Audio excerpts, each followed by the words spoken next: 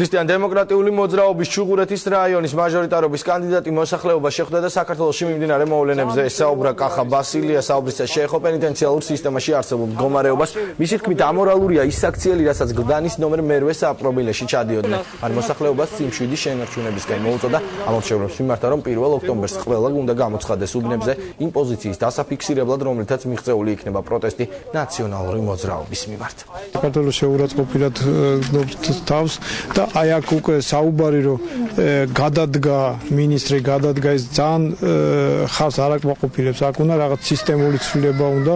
თავარი არის ახლა მოსახლეობასთან შეიტანოთ სიმშვიდე რომ მივიდეთ 1 ოქტომბრამდე იმ დღემდე როცა უკვე გაიმარჯვებს მართლაც ჭეშმარიტება გაიმარჯვებს სამართლიანობა. მოძრაობა სამართლიანი საქართველოს თერჯოლის მაჟორიტარი დეპუტატობის კანდიდატზე კოალიცია ქართული ოცნების წარმომადგენლების ზეწოლას ახდენენ. ეს განცხადება